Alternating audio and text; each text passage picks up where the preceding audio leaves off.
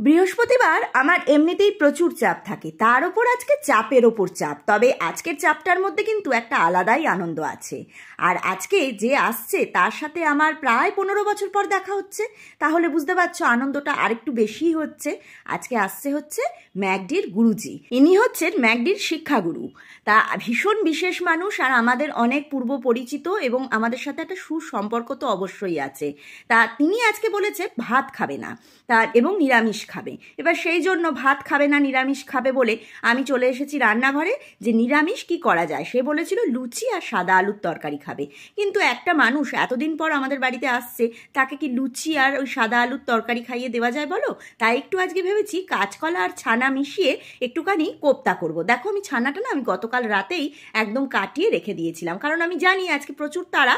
শুধু কাঁচকলাটা সকালবেলা সবজিওয়ালার থেকে নিয়ে একদম সেদ্ধ করে এর মধ্যে মিশিয়ে নিচ্ছি। এর মধ্যে কাঁচকলার একটা আলাদা টেস্ট থাকে, প্লাস ছানা, দুটো মিশিয়ে কিন্তু এই কোপ্তাটা খেতে ভীষণ ভালো হয়।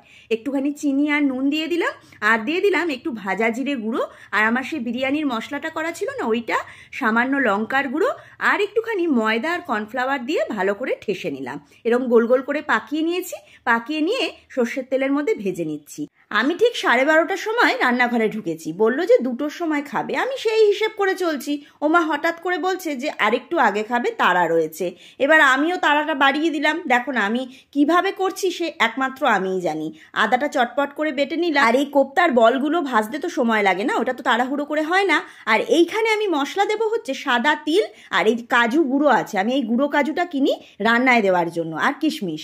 সাদা তিলটা কেন দিলাম জানো তো? চার মগজ নেই, সেই জন্য সাদা তিল ব্যবহার করেছি। আর পেস্টটা বানাবার সময় একটু জিরে গুঁড়ো আর আদা বাটা ওর মধ্যেই দিয়ে দিয়েছি। ছোলার ডালটাও তৈরি হয়ে গেছে, আর আমি শুধু দাদার জন্য এখন বেগুনটা ভেজে নিচ্ছি। আমরা তো একটু পরে খাবো, তাই আমাদের বেগুনটা পরে ভাজবো। কোপ্তার গ্রেভিটা বানানোর জন্য সর্ষের তেলের মধ্যে শুকনো লঙ্কা, তেজপাতা আর গোটা গরম মশলা ফোড়ন দিয়ে একদম এই ভাপানো আলুগুলোকে একটু নেড়ে চেড়ে পেস্টটা দিয়ে তার মধ্যে নুন, হলুদ, মিষ্টি, লঙ্কার গুঁড়ো সব কিছু দিয়ে জল দিয়ে কষিয়ে ভালো করে এই কোপ্তার বলগুলো দিয়ে দিলাম। একটু ফুটে উঠলো, তারপরে ঘি আর গরম মশলা দিয়ে নামিয়েও নিয়েছি।